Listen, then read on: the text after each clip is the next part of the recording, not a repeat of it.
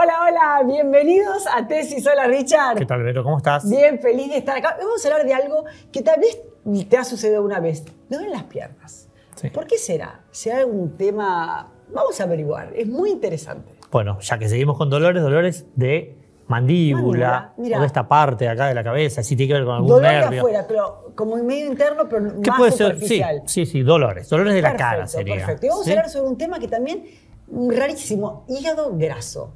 ¿Qué es el hígado graso y quién lo puede tener? Claro, ¿qué consecuencia puede tener? Exactamente. ¿Arrancamos? Dale, vamos.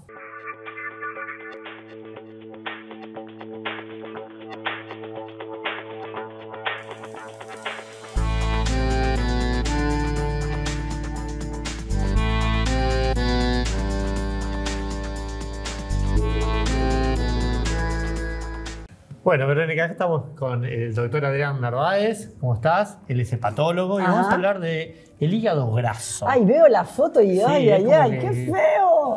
¿Qué tal, doctor? ¿Qué tal? Bienvenido. ¿De qué se trata Gracias. esto del hígado graso? Bueno, en los el hígado pacientes? graso, como la palabra lo dice, es la acumulación de grasa en el hígado. Algo totalmente frecuente hoy.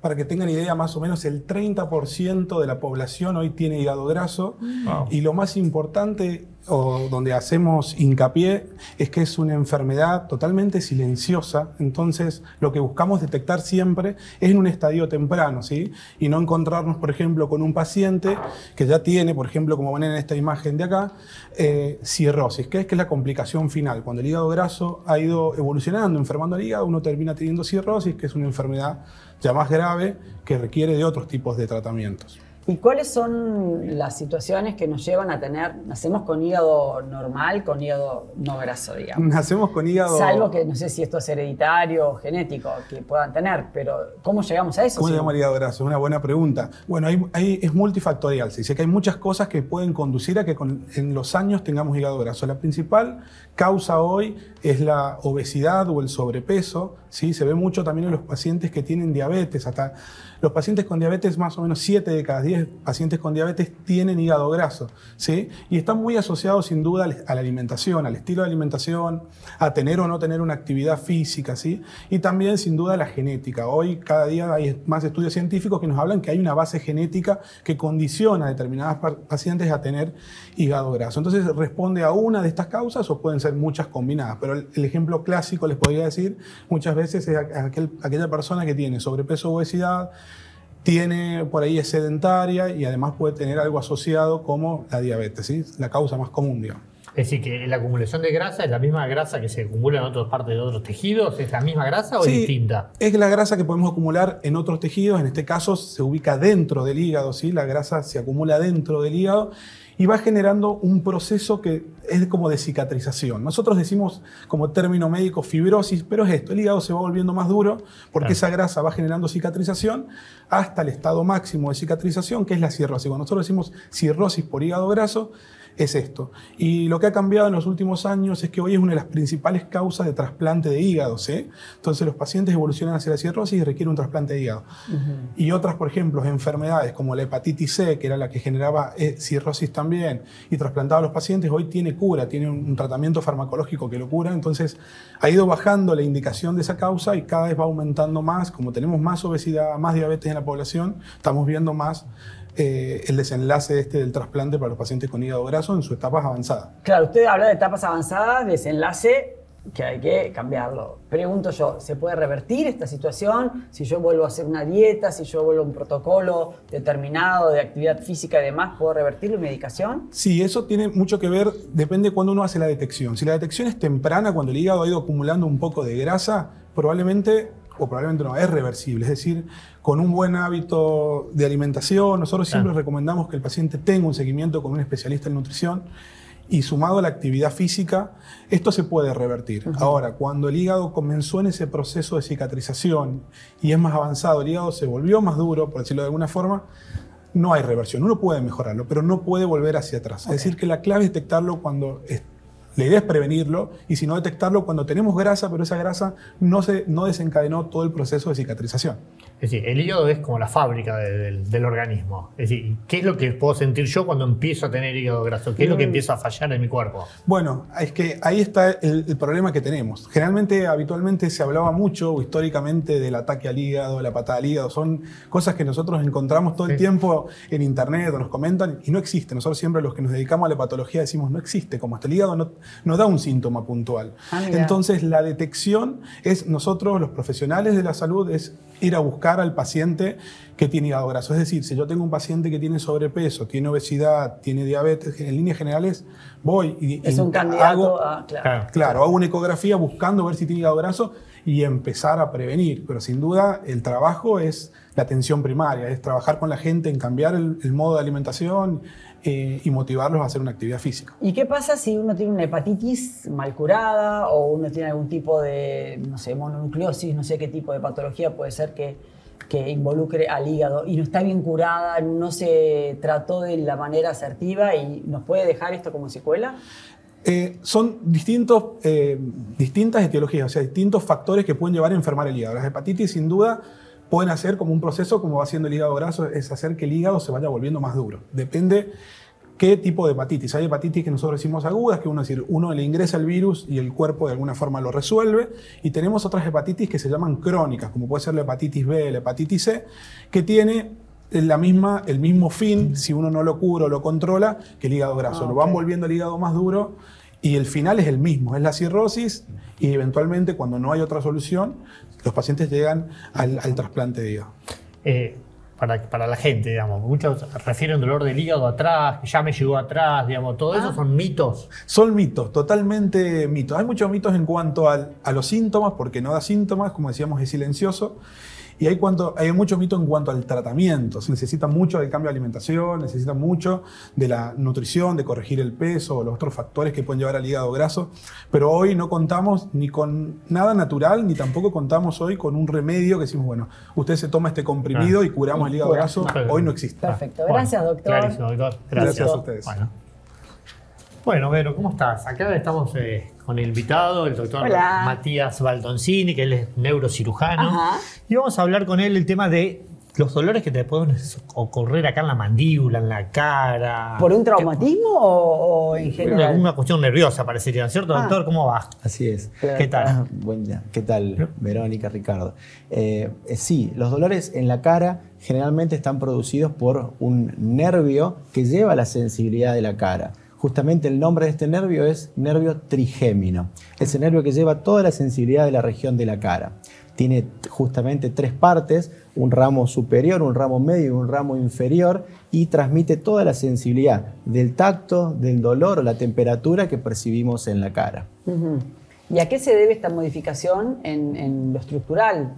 ¿Que te cause dolor o que te cause algo? Los dolores del nervio trigémino pueden ser, tienen origen en diferentes partes. Pueden ser por una lesión a nivel de por una carie, puede ser por una lesión por algún virus, como por ejemplo el herpes, puede generar un dolor en la cara y otras causas distintas también. Y que termina siendo una inflamación que el nervio se comprime. ¿Por dónde viene la afección? Digamos? Y digo, eso que también una vez se despierta que siente que aprieta todos los dientes, que le molesta, eso también puede ser. Exacto. El bruxismo. Una de las causas de dolor en la cara es el bruxismo. Justamente estar mordiendo durante la noche fuerte puede generar dolor en la articulación temporomandibular, fundamentalmente. Pero el dolor del nervio trigémino es importante estudiarlo. De hecho, se estima de que 4 cada 100.000 habitantes tienen neuralgia del trigémino. Es un dolor quemante, un dolor muy intenso en alguna de las 3 ramas del nervio trigémino, del lado derecho o del lado izquierdo. Es importante estudiar el origen específico de la neuralgia, porque algunos pacientes el dolor es tan intenso que no pueden tolerar su día a día en su vida cotidiana. ¿Esto produce dolor de cabeza? Usted dice neuralgia, ¿se refiere a un malestar, pérdida de equilibrio? No, generalmente la neuralgia del trigémino genera específicamente dolor en la cara y cuando duele el ramo superior del nervio trigémino puede dar un dolor. Y que confunde con un dolor de cabeza. Exacto, se confunde con un dolor específicamente. ¿Y puede de migrar cabeza. el dolor El en dolor el puede mismo migrar. músculo? Por más que la infección sea en la muela, ¿puedo tener dolor del trigémino en la cabeza? Sí, en algunos pacientes duele una sola raíz y en algunos pacientes puede doler las 3 raíces. Ahora, es importante estudiar el origen del dolor porque las causas son numerosas. Bien, para cada paciente es importante el seguimiento específico desde el punto de vista médico, realizar estudios. Uno de los estudios más importantes en la neuralgia del trigémino es una resonancia magnética de cerebro, porque hay que descartar una de las causas que no es la más común, pero en caso de detectarla tiene un tratamiento muy específico, que es que cuando el nervio trigémino nace en su origen intracraneal, puede encontrarse con una arteria que comprime directamente a la raíz del nervio y eso genera un dolor quemante, un dolor que se irradia permanentemente en alguna de las 3 divisiones. Y característicamente tiene lo que se llaman puntos gatillos. ¿Qué significa eso? Que los pacientes se levantan a la mañana, se lavan la cara y ese estímulo del agua fría o el hecho de cepillarse los dientes o comer de ese lado, masticar una comida muy fría o muy caliente puede generar el dolor irradiado en el nervio trigémino. ¿Y entonces el tratamiento que es quirúrgico? Bueno, el tratamiento generalmente se comienza un tratamiento médico con analgésicos comunes generalmente y hay un medicamento que se utiliza mucho en la neuralgia del trigémino que el origen de ese medicamento fue para tratar la epilepsia, que es la carbamazepina, es una de las drogas más utilizadas en la neuralgia del trigémino, es el primer tratamiento que se inicia en los pacientes con neuralgia del trigémino. En caso de que el tratamiento no dé efecto, también se pueden realizar otro tipo de técnicas que son técnicas mínimamente invasivas, percutáneas, con una pequeña aguja se puede llegar a través de la mejilla. Estos son procedimientos que se hacen, por supuesto, en quirófano, claro, con monitoreo, con anestesia y demás, y se llega hasta la raíz afectada, ingresando por alguno de los orificios donde salen estas raíces en la base del cráneo, y se puede colocar o una medicación directamente sobre la raíz que genera dolor o realizar algo que se llama radiofrecuencia, que es relativamente nuevo. La radiofrecuencia justamente consiste en emitir impulsos continuos o discontinuos de modo pulsátil de ondas de calor sobre el nervio para cambiar la secuencia de descarga nerviosa del nervio. Eso como primera medida.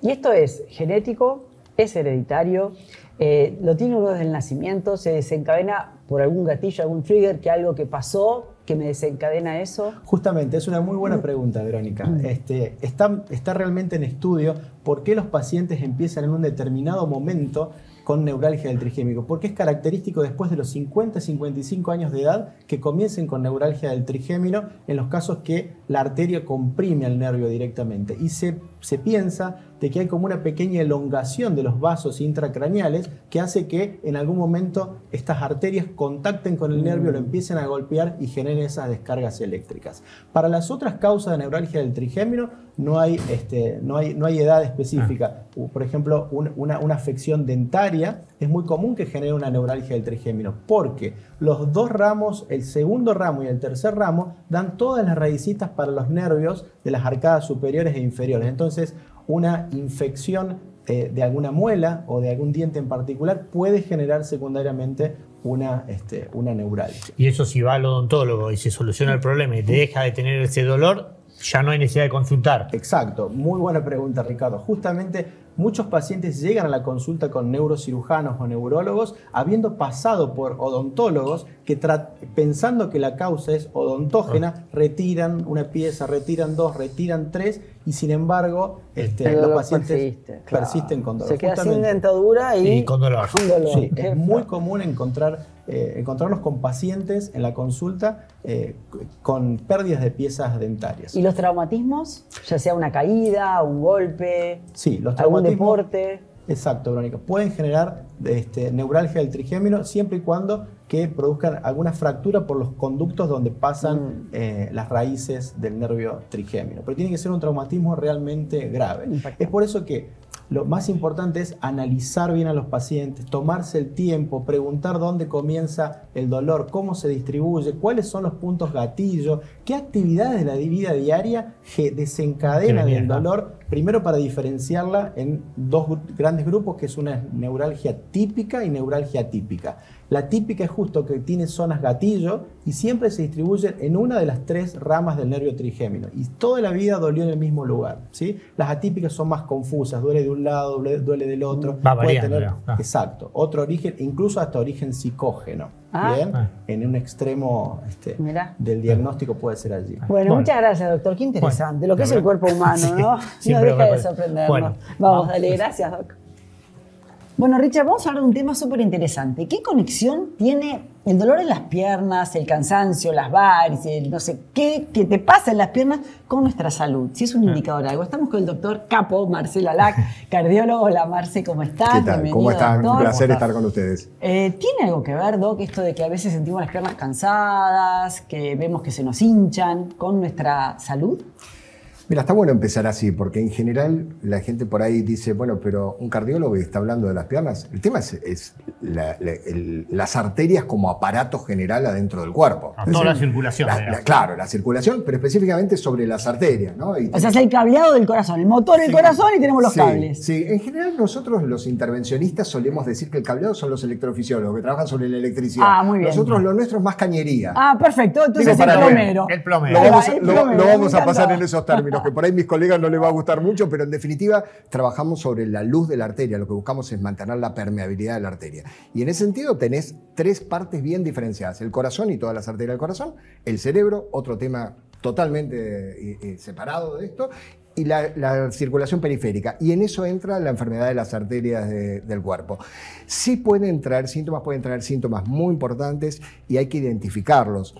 A diferencia del corazón, que la gente lo tiene muy incorporado, ¿no? Un dolor de pecho opresivo, centro esternal, etcétera, un ACV, que también hay mucha educación al respecto, con las piernas es como que dice, son las piernas lo que duele, no es tan grave. Sí, y no es así. Claro, no te asusta, no genera ese impacto en la comunidad, porque decís, son las piernas. Y si vos mirás los números, la gente que tiene diagnóstico de enfermedad en las arterias de las piernas tiene mucha más enfermedad cardiovascular y muchos más ACV, y tiene mucha más mortalidad. Y vos decís, ¿solo por las piernas? No, porque justamente es una enfermedad coexistente.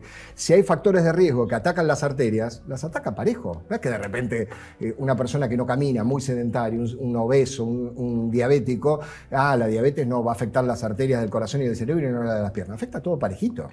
¿Y se manifiestan más en piernas en este caso?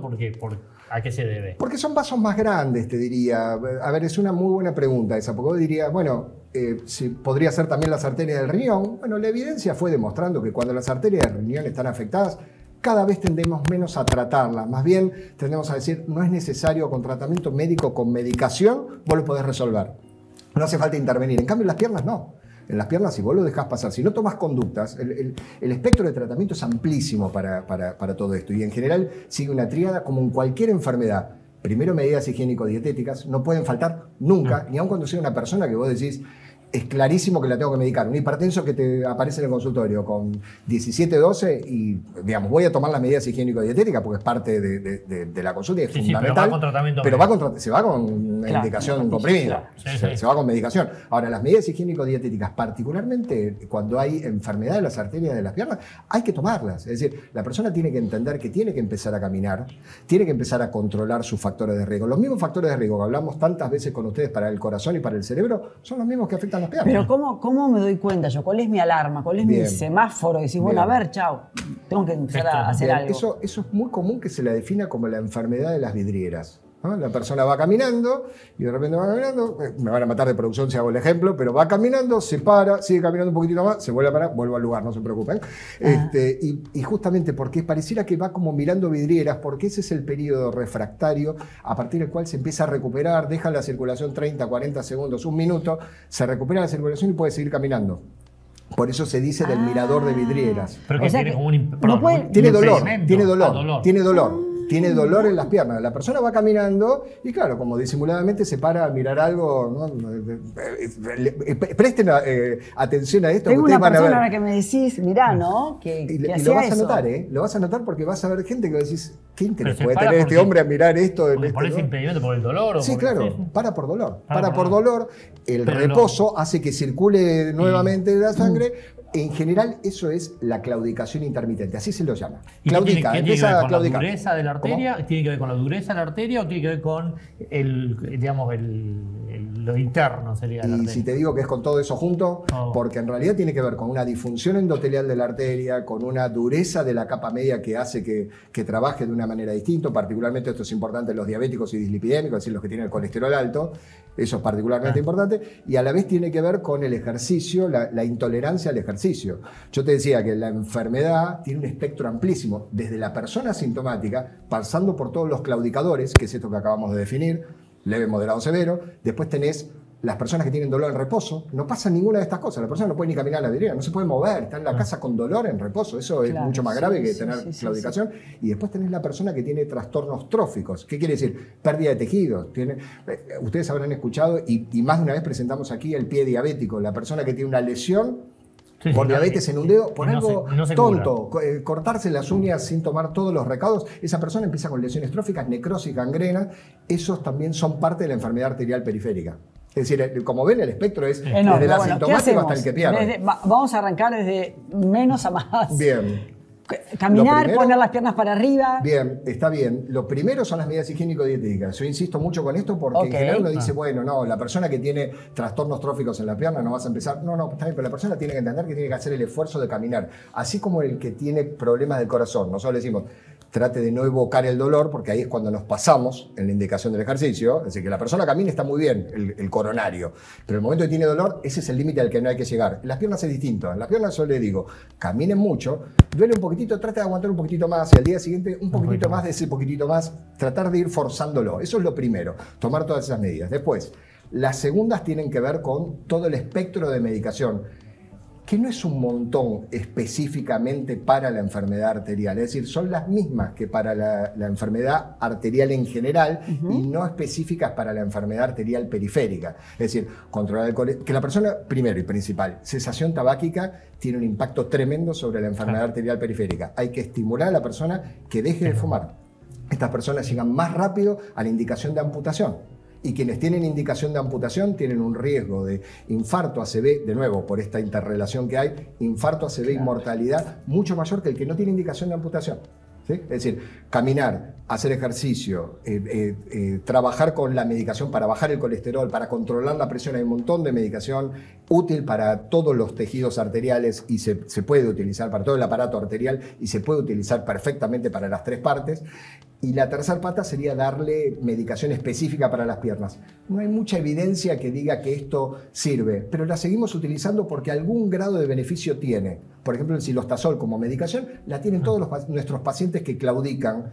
Y si ustedes me dicen, bueno, pero nosotros que somos la generación criada y desarrollada la medicina basada en la evidencia, lo tomamos un poco a regañadientes, pero a nadie se le ocurre no dárselo, porque realmente algún grado de beneficio tiene y el impacto negativo es bajísimo. Entonces hace sentido que uno le pueda dar esta medicación. Y después la tercera y última pata es, bueno, ¿qué hacemos cuando todo esto fue fracasando? Ya le hice cambiar todo, le hice controlar todos sus factores de riesgo, le hice tomar toda la medicación y la persona sigue estando muy sintomática. Bueno, ahí hay que seguir avanzando. Y ahí es donde viene el diagnóstico de si hay o no enfermedad arterial de las piernas. ¿Sí? El paciente que te consulta, que viene y te dice, me duelen las piernas, estoy mal. Bueno, lo primero que uno hace es una buena examinación y ves si hay lesiones tróficas. Por esto que te decía, vas del mayor riesgo, del mayor impacto a lo menor. Claro, ¿Sí? perfecto. Y después empezás a medir cosas muy sencillas, que lo podemos hacer perfectamente en un consultorio, que es la medición del índice tobillo-brazo, que es tomarle la presión acá y tomarle la presión en el tobillo.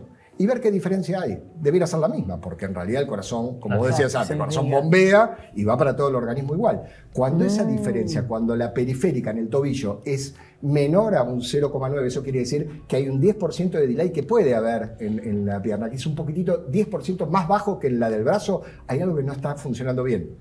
Si la presión es más baja en el tobillo, más de un 10% de descenso, les doy un ejemplo concreto porque si no es más difícil de comprender. 12,8 tendría, por ejemplo, acá arriba, acá abajo en el brazo, como se toma habitualmente, ¿no? Cualquiera de los dos brazos debiera ser, puede haber una diferencia de 10 milímetros entre un brazo y otro, pero supongamos que son 120-80, que sería la forma que los médicos hablamos de cómo está la presión en los brazos. En las piernas no debiera ser menor de 11,7, por ejemplo. Perfecto. ¿Sí? Claro. Cuando es menor de ese 10% aproximadamente de descenso, decimos, Ya, bueno, acá algo no está acá funcionando bien. pasó algo. Próximo paso, un ecodoppler. Eso se lo pedimos a los pacientes. Claro, que a veces se hace acá nada más. Claro, y por ahí pero hay vos que lo hacer podés también hacer en las piernas, ecodoppler Perfecto. arterial de Perfecto. miembros inferiores. Es decir, vas avanzando en estudio de complejidad. Cada una de estas cosas tiene a vos te gusta mucho la estadística y sé que esto me vas a seguir perfectamente, una sensibilidad y una especificidad adecuada a cada método. Es decir, si yo mido un índice tobillo-brazo, tiene una sensibilidad del 75%. ¿Qué quiere decir esto? Porque parece algo complejo de comprender.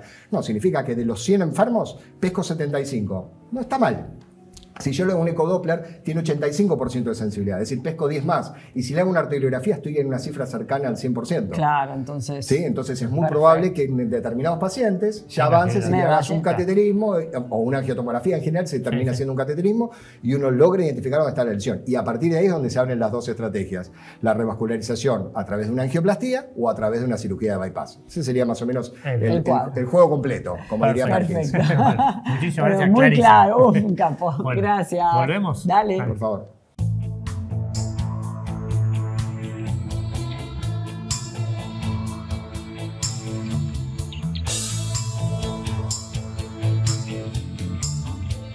Simmons, descansá en primera clase. No hay nada más lindo que ver a tus hijos felices. Por eso yo elijo fideos Marolio, que le dan sabor y frescura a las alegrías de todos los días.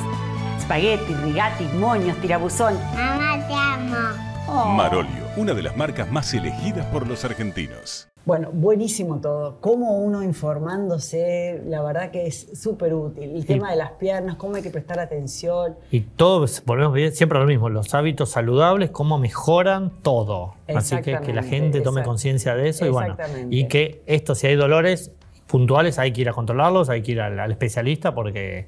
Puede haber muchas variables. Y el hígado graso, bueno, también es algo que no puede revertir, así que a prestar atención, a agarrarlo si uno tiene lo antes posible. Bueno, nos reencontramos en el próximo tesis. Dale. Gracias. Gracias.